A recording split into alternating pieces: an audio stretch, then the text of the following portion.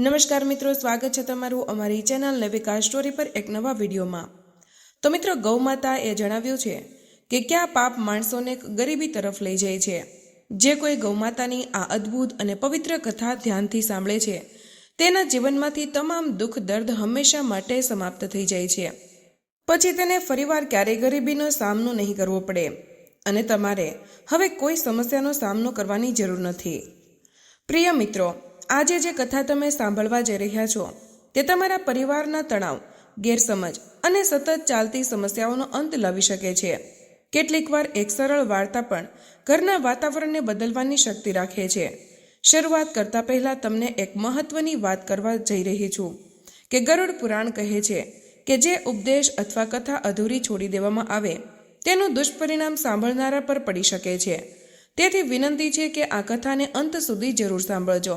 અને જો તમે માતા લક્ષ્મીના અખંડ આશીર્વાદ ઈચ્છો છો તો કમેન્ટમાં જય મા લક્ષ્મી લખવાનું ભૂલશો નહીં। પ્રિય મિત્રો, આજની કથા માત્ર કથા નથી પરંતુ જીવનનું એક અગત્યનું દર્પણ છે। આજે આપણે શીખીશું કે ગૌમાતા માનવના કયા પાપોને ગરીબી, દુઃખ અને અશાંતિનું બીજ માનતી હતી અને તે 3 પ્રકારના લોકો કોણ છે જેમના કારણે ઘરમાં સતત મુશ્કેલીઓ, વિવાદ અને તણાવ રહે છે। આવા લોકોના વસવાટવાળા ઘરમાં માતા લક્ષ્મી પ્રવેશતી પણ નથી। તો મિત્રો, ચાલો હૃદયને સ્પર્શે તેવી, માર્ગદર્શન આપે તેવી અને જીવનમાં સકારાત્મકતા લાવે તેવી આ કથા શરૂ કરીએ। પ્રિય મિત્રો, એક સમયે ભગવાન શિવ અને દેવી પાર્વતી કૈલાશ પર બેઠા હતા। બંને શાંતિપૂર્ણ અને દિવ્ય વાતાવરણમાં હતા। પૃથ્વીની સુંદરતાનો આનંદ માણતી વખતે દેવી પાર્વતીએ ભગવાન શિવને કહ્યું, હે ભગવાન, અમને પૃથ્વી પરથી આવ્યાનો ઘણો સમય થઈ ગયો છે। મારું દિલ કહે છે કે આજે આપણે ત્યાં જઈને મુલાકાત લઈએ। ભગવાન શિવ હસતા હસતા કહે છે કે ઓ ઉમા, તમે સાચા છો। આજે આપણે પૃથ્વી પર જઈને જોવું જોઈએ કે ત્યાં શું થઈ રહ્યું છે। એમ કહીને ભગવાન શિવ અને માતા પાર્વતી પૃથ્વી પર પ્રગટ થયા અને એક વિશાળ વૃક્ષની છાયા નીચે એક સુંદર બગીચામાં બેઠા। ચારે બાજુ લીલુંછમ ઘાસ ફેલાયેલું હતું। ત્યાં ઘણી ગાયો ઘાસ ચરતી હતી। ત્યારે તેમાંથી એક ગૌમાતા ભગવાન શિવ અને દેવી પાર્વતી પાસે આવીને ઊભી રહી ગઈ। નમ્રતાપૂર્વક પ્રણામ કરીને કહ્યું, હે ભગવાન, હું તમને જોઈને ધન્ય છું। મારા મનમાં એક પ્રશ્ન છે જેનો આજ સુધી હું કોઈ સંત કે જ્ઞાની પુરુષ પાસેથી જવાબ મેળવી શકી નથી। કૃપા કરીને મારા આ પ્રશ્નનો જવાબ આપો। ભગવાન શિવે ગાય માતાને કહ્યું, તમારા મનમાં શું પ્રશ્ન છે? માતાએ કહ્યું કે હે પ્રભુ, કયા પાપને કારણે વ્યક્તિને દરિદ્રતાનો સામનો કરવો પડે છે અને તે 3 લોકો કોણ છે જેના પ્રભાવથી ઘર નાશ પામે છે? શું વ્યક્તિને અમીરી કે ગરીબી તેના ભાગ્યથી મળે છે? ભગવાન શિવ હસ્યા। તેણે કહ્યું કે હે ગાય માતા, તમારો પ્રશ્ન ખૂબ જ મહત્વપૂર્ણ છે અને હું તેનો જવાબ ચોક્કસ આપીશ। વ્યક્તિની ગરીબી કે અમીરીનું કારણ માત્ર નસીબ જ હોય છે તે વાત સંપૂર્ણ રીતે સાચી નથી। તેની પાછળ કેટલીક અન્ય કારણો પણ છે। ગાય માતાએ કહ્યું, હે ભગવાન, કૃપા કરીને મને વિગતવાર જણાવો। પછી ભગવાન શિવે કહ્યું કે હે ગાય માતા, હું તમારા પ્રશ્નનો જવાબ એક વાર્તા દ્વારા આપીશ જે તમને બધું જ સ્પષ્ટ કરી દેશે। ભગવાન શિવે વાર્તા કહેવાની શરૂ કરી। આ પ્રાચીન કાળની વાર્તા છે। અવંતીપુર નામનું એક શહેર હતું જ્યાં એક પરોપકારી અને નમ્ર સ્વભાવનો વેપારી રહેતો હતો। તેને 2 પુત્રો હતા જેઓ તેના પિતા જેવા પ્રામાણિક અને દયાળુ હતા। વેપારીના પરિવારમાં તેના 2 પુત્રો સાથે સુખી અને શાંતિપૂર્વક જીવન જીવી રહ્યો હતો। ઉદ્યોગપતિએ તેના બંને પુત્રોના લગ્ન ખૂબ ધામધૂમથી કર્યા હતા। તેમની બંને પુત્રવધુઓ અત્યંત સમર્પિત હતી અને ઘરના બધા જ કામો પૂરા ઉત્સાહની સાથે કરતી હતી। જ્યારે વેપારીની નાની વહુ ઘરે આવી ત્યારે તેને એવું લાગ્યું કે જાણે દેવી લક્ષ્મી પોતે જ તેના ઘરમાં પ્રવેશ્યા હોય। તેણીના આગમન પછી વેપારીના વ્યવસાયને બમણો નફો મળવા લાગ્યો। તેમના ઘરમાં ક્યારેય પૈસા કે ખોરાકની અછત નહોતી રહેતી। ઘરનું વાતાવરણ અત્યંત શાંતિપૂર્ણ હતું। વેપારીના બંને પુત્રો તેની સાથે રહેતા હતા અને બંને વહુઓ પણ એકબીજાને ખૂબ જ પ્રેમ કરતી હતી। ઘરનું કોઈ પણ કામ કરતા પહેલા પરિવારના બધા જ સભ્યો સાથે મળીને ચર્ચા કરતા અને પછી કામ કરતા। વેપારીનો ધંધો પણ દિવસે ને દિવસે આગળ વધી રહ્યો હતો। એક દિવસ વેપારીએ તેના 2 પુત્રો અને પુત્રવધુઓ સાથે તેના પિતાને બોલાવ્યા અને કહ્યું, પુત્રો, મારા માટે ધંધો સંભાળવો મુશ્કેલ થઈ ગયો છે। તેથી આજથી જ હું તમને બંનેને આ જવાબદારી સોંપી રહ્યો છું.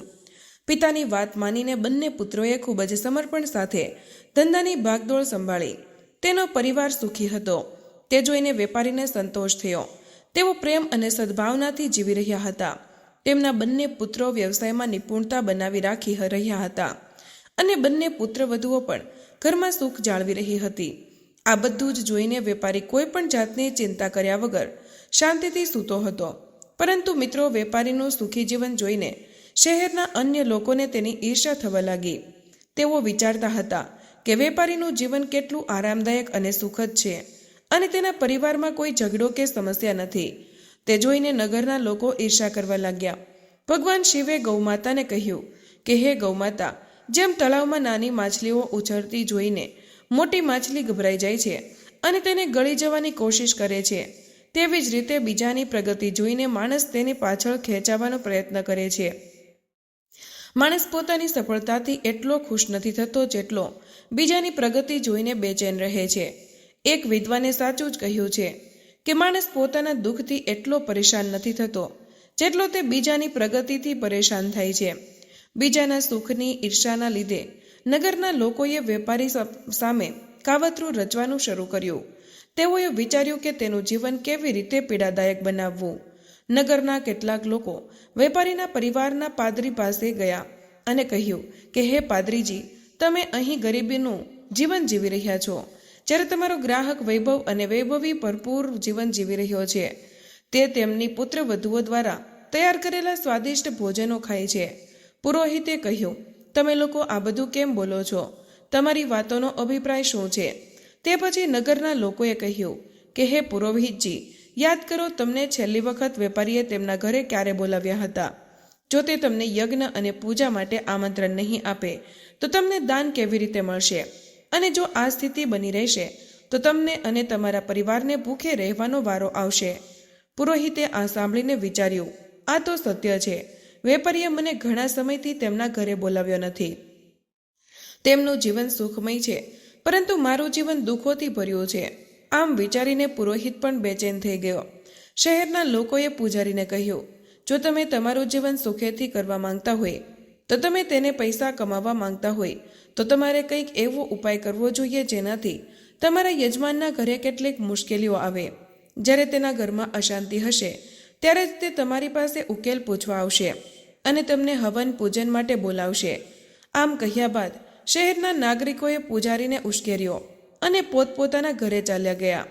લોકોની વાતોથી પ્રભાવિત થઈને પૂજારી ચિંતિત થઈ ગયા અને વિચારવા લાગ્યા, હવે મારે શું કરવું જોઈએ જેથી વેપારીના ઘરમાં કોઈ ઝઘડો થાય અને તેના ધંધામાં નુકસાન થાય.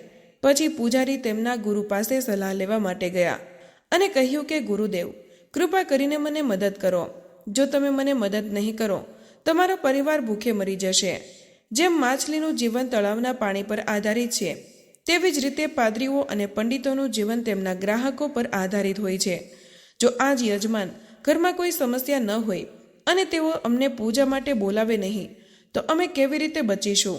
પૈસા માટે બોલાવે નહીં તો અમે કેવી રીતે બચીશું? પૈસા કેવી રીતે કમાવવા? તેમની સમસ્યા સાંભળ્યા પછી ગુરુજીએ કહ્યું કે હે શિષ્ય, ચિંતા ન કરો. મને કહો કે તમારી સમસ્યા શું છે. હું ચોક્કસ તેનું નિરાકરણ કરીશ. પૂજારીએ જવાબ આપ્યો, હે ગુરુદેવ, હું ઈચ્છું છું કે વેપારીના જીવનમાં કેટલીક સમસ્યાઓ આવે, તેના ઘરમાં ઝઘડાઓ થાય અને જ્યારે તેના ધંધામાં નુકસાન થાય ત્યારે જ તે મને પૂજા માટે તેના ઘરે બોલાવશે. ગુરુજીએ ધ્યાનથી સાંભળ્યું અને કહ્યું, વેપારીના સુખી જીવનનું મુખ્ય કારણ તેની નાની વહુ છે. તે ભગવાન વિષ્ણુ અને માતા લક્ષ્મીની નિત્ય પૂજા કરે છે, જેના કારણે તેના ઘરમાં દિવ્ય કૃપા છે. જ્યારથી આ ઘરમાં પુત્રવધુ આવી છે ત્યારથી વેપારીનું જીવન ધન અને સુખોથી ભરપૂર બની ગયું છે. આવી ધાર્મિક અને ગુણવત્તાવાળી સ્ત્રી જે ઘરમાં હોય તેમાં ઘરમાં ક્યારેય ધનનો અભાવ હોતો નથી. આ સાંભળીને પૂજારીજીએ કહ્યું, હે ગુરુદેવ, જો આવું હોય તો શું કોઈ ઉપાય છે કે જેનાથી વેપારીના મનમાં અશાંતિ પેદા કરી શકાય? ઘર અને ધંધામાં નુકસાન આવે ત્યારે જ તે વેપારી મને તેના ઘરે પૂજાપાઠ કરવા બોલાવશે. ગુરુજીએ કહ્યું કે તમે ચિંતા ન કરો, તમારે માત્ર એક સરળ ઉપાય કરવાનો છે. વેપારીના ઘરે જાઓ અને તેની પાસે એક પિત્તળનો કળશ માંગો. તે વાસણ તમારા ઘરે લઈ જાઓ અને રાખો. જ્યારે તમે આમ કરશો, થોડા જ સમયમાં વેપારીના ધંધામાં ખોટ થવા લાગશે અને તેના ઘરમાં ઝઘડાઓ શરૂ થશે.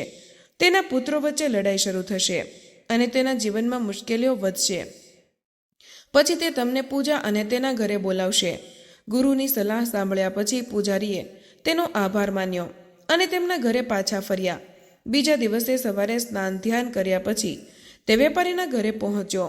તે સમયે વેપારી આરામ કરી રહ્યો હતો. પૂજારીનો અવાજ સાંભળીને તે બહાર આવ્યો અને પોતાના પરિવારના પૂજારીને જોઈને ખૂબ જ ખુશ થઈ ગયો.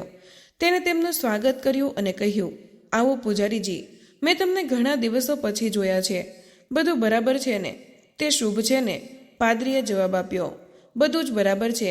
હું અહીંથી જ પસાર થઈ રહ્યો હતો અને તમને મળવાનું વિચાર્યું. પછી તેણે પોતાની મીઠી મીઠી વાતોથી વેપારીને લલચાવવાનું શરૂ કર્યું. થોડીક જ વાર પછી તેણે કહ્યું કે વેપારીજી, કૃપા કરીને મને થોડું પાણી આપો. વેપારી પાણી લેવા જવા ગયો. ત્યાર પછી પૂજારીએ જઈને કહ્યું કે પિત્તળના વાસણમાં પાણી લાવો. વેપારીએ હસતા હસતા કહ્યું, જેમ તમે કહો પૂજારીજી. આટલું કહીને વેપારી અંદર ગયો. તેમની નાની પુત્રવધુ, જે ખૂબ જ બુદ્ધિશાળી હતી, તેને પણ વાસ્તુશાસ્ત્રનું થોડું જ્ઞાન હતું. જ્યારે તેણીએ જોયું કે વેપારી પિત્તળનું વાસણ લઈ રહ્યો છે, ત્યારે તે તરત જ તેની પાસે આવી અને કહ્યું, પિતાજી, મને આ વાસણ થોડા સમય માટે આપો. હું તેને જલ્દી જ પરત કરી દઈશ. ખુશીથી વેપારીએ તેને પાછું આપ્યું. નાની વહુએ તે ઘડામાંથી પાણી કાઢીને તેની ગાયને આપ્યું અને પછી તેમાં નવું પાણી ભરીને તેના સસરાને પાછું આપ્યું. વેપારીએ તે પાણી પૂજારીને પીવા માટે આપ્યું. ત્યાર પછી પૂજારીએ કહ્યું કે વેપારીજી, આ પિત્તળનો લોટો ખૂબ જ સારો છે. શું તમે મને આપી શકશો? વેપારીએ હસીને કહ્યું, પૂજારીજી, આ બહુ નાની વસ્તુ છે. તમે તેને તમારા સાથે લઈ જઈ શકો છો. પૂજારીજીએ મનમાં આનંદ અનુભવ્યો અને વિચારવા લાગ્યો કે આજે મેં આના માટે ઘણા પૈસા કમાયા છે. વેપારીની ખુશી પર અસર પડી. હવે તેના ઘરની ખુશીઓનો અંત આવશે. પૂજારી તે તાંબાના વાસણ લઈને પોતાના ઘરે પાછો ફર્યો. તેણે તેને એક ખૂણામાં રાખ્યું અને વિચારવા લાગ્યો કે હવે થોડા દિવસોમાં વેપારી મને બોલાવશે. તેના ઘરમાં ઝઘડો થશે અને ધંધામાં નુકસાન થશે. પછી હું પૂજા કરીશ અને તેની પાસેથી સારી દક્ષિણા મેળવીશ. પૂજારી આ વિચારોથી ખૂબ જ ખુશ થયો અને તે વેપારી તેને બોલાવે તેની અધીરાઈથી રાહ જોવા લાગ્યો. દિવસો વીતી ગયા, પરંતુ 20 દિવસ પછી પણ વેપારીનો કોઈ સમાચાર ન આવ્યો. કંટાળીને પૂજારી તેના ગુરુ પાસે પાછો ગયો અને કહ્યું કે હે ગુરુદેવ, તમારી સૂચના મુજબ મેં વેપારી પાસેથી પિત્તળનું વાસણ માંગ્યું હતું, પરંતુ હવે 20 દિવસ વીતી ગયા છે અને વેપારીના જીવનમાં કોઈ જ સમસ્યા નથી. તે પહેલાની જેમ જ સુખી અને શાંતિથી પોતાનું જીવન જીવી રહ્યો છે. આ સાંભળીને ગુરુજીએ તેમની દિવ્ય દ્રષ્ટિનો ઉપયોગ કર્યો અને તેમની આંખો બંધ કરીને પરિસ્થિતિનું નિરીક્ષણ કર્યું. પછી તેણે કહ્યું કે હે શિષ્ય, મેં તને પહેલેથી જ કહ્યું હતું કે વેપારીની નાની વહુ બહુ જ હોશિયાર અને બુદ્ધિશાળી છે. તેણીએ વાસ્તુશાસ્ત્રનું જ્ઞાન છે. જ્યારે વેપારી તમારા માટે પાણી લાવી રહ્યો હતો, તે જ ક્ષણે તેની નાની પુત્રવધુએ તેના સસરા પાસેથી તે વાસણ લીધું અને તેમાં પાણી ભરીને ગાયને આપવામાં આવ્યું. આ કારણે વેપારીના ઘરમાં સુખ અને સમૃદ્ધિ જળવાઈ રહી છે અને તમારું કાવતરું નિષ્ફળ ગયું. ગુરુજીએ આગળ કહ્યું, પરંતુ ચિંતા કરશો નહીં, હું તમને વધુ એક ઉપાય જણાવીશ. હવે તમે વેપારીના ઘરે જાઓ અને તેની ગાય માંગો. હિન્દુ ધર્મમાં ગાયને લક્ષ્મીનું સ્વરૂપ માનવામાં આવે છે. જે ઘરમાં ગાય રહે છે ત્યાં હંમેશા સુખ અને સમૃદ્ધિ રહે છે. જો તમે વેપારીની ગાય તમારા ઘરે લાવશો તો તેના ઘરમાં દુઃખ અને અશાંતિ આવશે. ગુરુની વાત સાંભળીને પૂજારી ફરી ઉત્સાહિત થઈ ગયો. તેણે ગુરુનો આભાર માન્યો અને ઘરે પાછો ફર્યો અને બીજા દિવસની રાહ જોવા લાગ્યો. તે વિચારવા લાગ્યો કે કાલે સવાર થતાં જ હું વેપારીના ઘરે જઈશ અને તેની ગાય માતા માંગીશ. પછી જોઈશ કે વેપારી કેવી રીતે ખુશ રહે છે. બીજા દિવસે વહેલી સવારે સ્નાન કરીને પૂજારી સીધો વેપારીના ઘરે ગયો.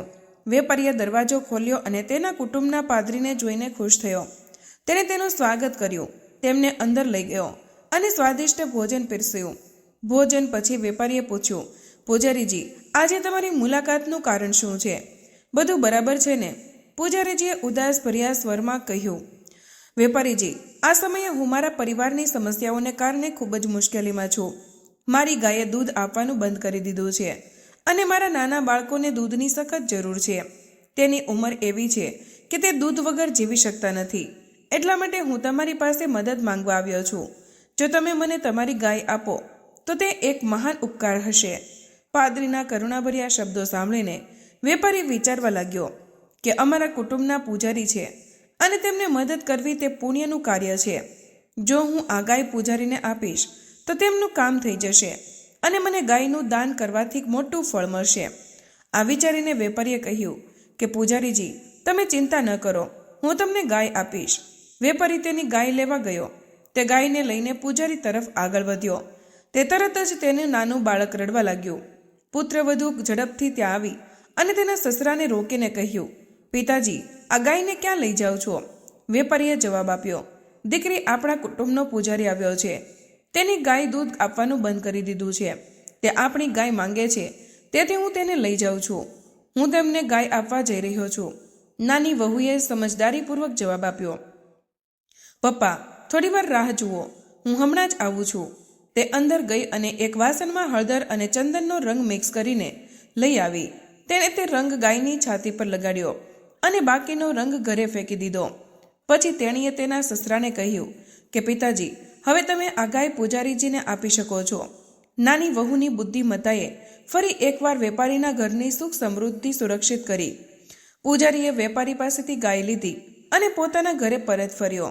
તે ગાયને ખુશીથી તેના આંગણામાં બાંધે છે અને વિચારે છે કે હવે થોડા દિવસોમાં જ વેપારીના ઘરને સમસ્યાઓનું સમાધાન મળી જશે.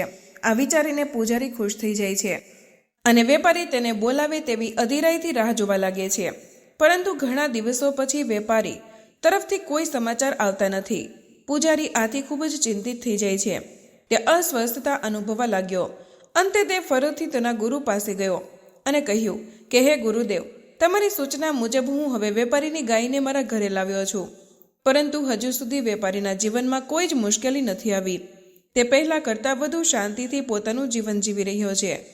ત્યારે ગુરુદેવે ધ્યાન કર્યું અને કહ્યું, તેમની દિવ્ય દ્રષ્ટિથી બધું જોયું અને કહ્યું કે હે શિષ્ય, તે મેં તમને પહેલેથી જ કહ્યું હતું કે વેપારીની નાની પુત્રવધુ ખૂબ જ બુદ્ધિશાળી અને ચતુર છે.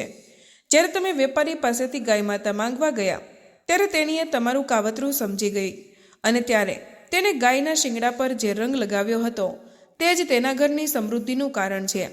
તેણે તે રંગ મંદિર પાસે રાખ્યો હતો જેથી તેના ઘરની ખુશી ત્યાં જ સીમિત રહે. તમારો પ્રયાસ નિષ્ફળ ગયો છે. ગુરુએ આગળ કહ્યું, પરંતુ ચિંતા કરશો નહીં. હવે તમે વેપારીના ઘરે જાઓ અને તે રંગનો વાટકો માંગો. તે રંગ તમારા ઘરમાં લાવ્યા પછી જ તમે વેપારીની ખુશીઓનો અંત લાવી શકો છો. ગુરુની વાત સાંભળીને પૂજારીજીએ તેમની સલાહ માની લીધી અને વેપારીના ઘરે પહોંચી ગયો. કોઈ બહાને તેને વેપારી પાસેથી રંગથી ભરેલો વાટકો માંગ્યો. વેપારી તેની વાત માની ગયો અને વાટકો લેવા અંદર ગયો. તે દરમિયાન વેપારીની નાની પુત્રવધુ પહેલેથી જ સજાગ હતી અને તેને તે વાટકામાં જૂનો રંગ રાખ્યા જ ન હતા. જ્યારે વેપારી વાટકો લઈને બહાર આવ્યો ત્યારે તેણે તે જ વાટકો પૂજારીને આપ્યો. પૂજારી રંગનો વાટકો લઈને પોતાના ઘરે પાછો આવ્યો અને ખુશીથી વિચારવા લાગ્યો, હવે વેપારીનું જીવન ટૂંક સમયમાં સમસ્યાઓથી ભરાઈ જશે અને તે મને બોલાવવા આવશે. પરંતુ મહિનાઓ વીતી ગયા અને વેપારીનું જીવન પહેલાં કરતાં વધુ સુખદ અને સમૃદ્ધ બની ગયું. થાકેલો પૂજારી ફરી પોતાના ગુરુ પાસે ગયો અને કહ્યું કે હે ગુરુદેવ, તમારી સૂચના મુજબ હું વેપારીના ઘરેથી રંગનો વાટકો લાવ્યો હતો, પરંતુ તેમનું જીવન પહેલાં કરતાં પણ વધુ ખુશહાલ બની ગયું છે. એવું લાગે છે કે મારા બધા જ પ્રયત્નો વ્યર્થ જઈ રહ્યા છે. ગુરુજીએ પોતાની દિવ્ય દ્રષ્ટિથી બધું ફરી જોયું અને કહ્યું, અરે શિષ્ય, વેપારીની નાની વહુ બહુ ચતુર અને દૂરંદેશી છે. તેણીએ પહેલેથી જ તમારા ઈરાદાઓને અંદાજો લગાવી દીધો છે. મેં વિચાર્યું હતું કે ગાય માતાને તરીકે પૂજવામાં આવતી વાટકીમાંથી તેને રંગ કાઢ્યો હતો અને તેથી જ વેપારીની સુખ અને સમૃદ્ધિ આજે પણ તે સાથે જ છે. જ્યાં સુધી નાની વહુ વેપારીના ઘરમાં રહે ત્યાં સુધી તમે વેપારીને કોઈ નુકસાન નહીં કરી શકો. હવે તમારે કોઈક રીતે તે નાની વહુને વેપારી સાથે રહેવાથી અલગ કરવી પડશે. પૂજારી ગુરુજીની વાત સમજી ગયા અને વિચાર્યું કે નાની વહુને ઘરમાંથી કાઢી મૂકવા સિવાય બીજો કોઈ વિકલ્પ બચ્યો નથી. તે પૂજારી ઘરે પહોંચીને વેપારીના પરિવારમાં તિરાડ ઊભી કરવાનો અને નાની વહુને ઘરની બહાર કાઢી મૂકવાની યોજના શરૂ કરી. બીજા દિવસે પાદરી ચિંતાતુર મૂડમાં વેપારીના ઘરે પહોંચ્યો. જ્યારે વેપારીએ તેને આ હાલતમાં જોયો તો તેને પૂછ્યું, પૂજારીજી, શું વાત છે? તમે આટલી ચિંતા કેમ કરો છો? પૂજારી ગંભીર સ્વરમાં બોલ્યો. ઉદ્યોગપતિજી, તમારા ઘરમાં એક મોટો ખતરો તોળાઈ રહ્યો છે. જો તમે તેને જલ્દી નિરાકરણ નહીં લાવો તો તમારું સુખી જીવન બરબાદ થઈ જશે. તમારા પુત્રોને ધંધોમાં મોટું નુકસાન થશે અને એક પહાડ ખાઈ જશે. તમારા પરિવાર તરફ આફત આવી રહી છે. આ સાંભળીને વેપારી ગભરાઈ ગયો અને કહેવા લાગ્યો, પૂજારીજી, તમે આ શું બોલી રહ્યા છો? કૃપા કરીને આ સંકટમાંથી બચાવવાનો કોઈ માર્ગ જણાવો. તમે અમારા કુલ પુરોહિત છો. તમે જે પણ કહેશો તે અમે અવશ્ય કરીશું. પૂજારીજીએ વેપારીની ગભરાહટ અનુભવી લીધી અને તે સમજી ગયો કે આ વેપારી મારી જાળમાં ફસાઈ ગયો છે. તેણે કહ્યું, આ સંકટમાંથી બચવાનો માત્ર એક જ રસ્તો છે. તમારી નાની વહુ તમારા પરિવાર માટે મોટું સંકટ બની ગઈ છે. જ્યાં સુધી તે તમારા ઘરમાં છે ત્યાં સુધી તમારા અને તમારા પરિવારનું દુર્ભાગ્ય દૂર નહીં થઈ શકે. હું તો તમને માત્ર એ જ સલાહ આપીશ કે તમે તેને હમણાં જ ઘરમાંથી બહાર કાઢી મૂકો. પહેલાં તો વેપારીએ પૂજારીની વાત પર વિશ્વાસ ન કર્યો, પરંતુ પૂજારીના વારંવાર આગ્રહ પર તેને તેની વાત પર વિશ્વાસ કરવાનું શરૂ કર્યું. વેપારીએ કહ્યું, પુરોહિતજી, તમે કહેશો તેમ હું કરીશ. કૃપા કરીને મને કહો કે હું મારી વહુને ક્યારે ઘરની બહાર મોકલી શકું. પૂજારીએ જવાબ આપ્યો, વેપારીજી, સમય બગાડો નહીં. બને તેટલું જલ્દી તેને ઘરની બહાર કરો. આટલું કહીને પૂજારી પોતાના મનમાં ખુશ થઈને પોતાના ઘરે પરત ફર્યો. આ સ્થિતિ જોઈને વેપારી ખૂબ જ દુઃખી થઈ ગયો. તે વિચારવા લાગ્યો, મારી નાની વહુ બહુ સારા સ્વભાવની છે. તે માત્ર મારી સેવા જ નથી કરતી, પરંતુ આખા પરિવારનું ધ્યાન રાખે છે. તે મારું ધ્યાન પણ રાખે છે. હું તેને કેવી રીતે ઘરની બહાર કાઢી શકું? પરંતુ પછી તેને વિચારવાનું શરૂ કર્યું કે જો તે પરિવાર માટે ખતરો છે તો મારે આ કઠોર વર્તન કરવું જ પડશે. નિર્ણય લેવો જ પડશે, કારણ કે હું મારા પરિવારને કોઈ મુશ્કેલીમાં મૂકી શકતો નથી. આ વિચારીને વેપારી તેની નાની વહુ પાસે ગયો અને દુઃખી હૈયે કહ્યું, વહુ, મને બહુ દુઃખ થાય છે, પરંતુ તારે આજે જ આ ઘર છોડવું પડશે. તારા કારણે અમારા પરિવારને મોટી ખોટ વેઠવી પડશે. પુત્રવધુ તેના સસરાના શબ્દો સાંભળીને ચોંકી ગઈ, પરંતુ તે તરત જ સમજી ગઈ કે આ બધું દૃષ્ટ પૂજારીનું કાવતરું હતું. તેણીએ નમ્રતાથી કહ્યું, ઠીક છે પપ્પા, જો તમારી આ ઈચ્છા હોય તો હું આ ઘર છોડી દઈશ. વેપારીની નાનો દીકરો જ્યારે આ બધું જુએ છે ત્યારે તે પણ ગુસ્સા અને ઉદાસીથી ભરાઈ જાય છે. તેણે તેના પિતાને કહ્યું કે પિતાજી, જો મારી પત્નીને આ ઘરમાં સ્થાન ન મળે તો હું પણ આ ઘરમાં રહી શકતો નથી. નાની પુત્ર અને તેની પત્ની સાથે ઘર છોડી શહેરમાં ચાલ્યા ગયા.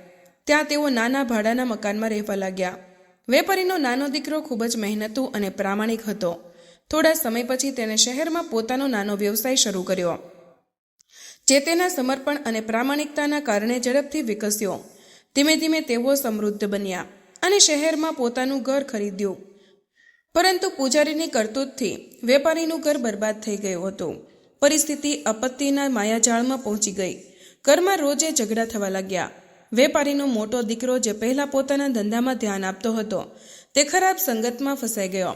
તે બિનજરૂરી રીતે પૈસા ઉડાવતો હતો અને રાત દિવસ આંટાફેરા કરતો હતો. પૂજારી પૂજા કરવાના બહાને વેપારીને મળતો.